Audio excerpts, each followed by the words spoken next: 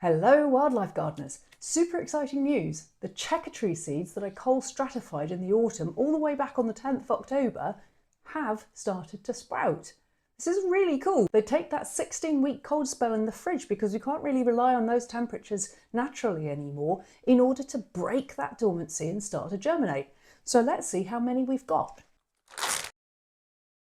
My goodness, it looks as if there might actually be a few more than I was expecting.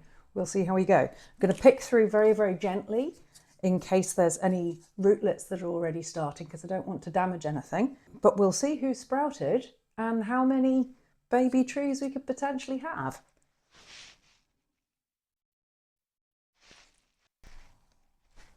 I think I'm going to need a few more pots.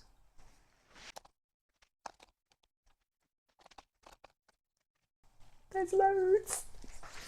I was not expecting such a good germination rate, and the others that are a little bit further behind and are only just starting to germinate, I'm going to pop them back into the damp material, pop them back into the fridge, let them grow a little bit further. I'm going to pop them on into the same sort of mix that is in this bag, a little bit less vermiculite, so it's compost with a good fork full of sand. Mix that up really well, and I'm going to pop them on into little pots like this and see if they grow. It is very exciting. This is the fruit of the wild service tree, and they are really rare.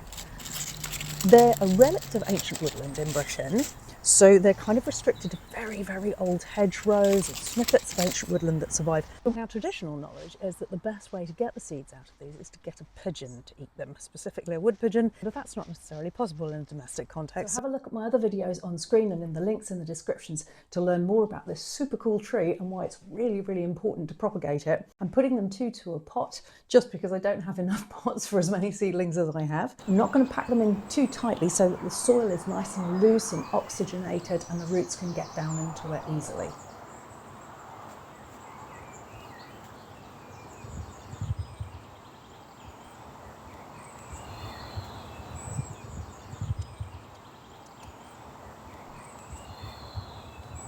Now I'm not putting them too far down in the soil because I can see where the seed case has started to split. There's actually green material starting to show through, so I'm assuming those little guys are going to want to put their heads up over the soil quite quickly.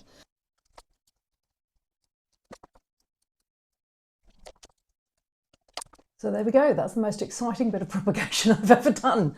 Rare UK trees, that's 19 babies in there. So if they grow on, that's going to be a very exciting little contribution to the local area. Fingers crossed.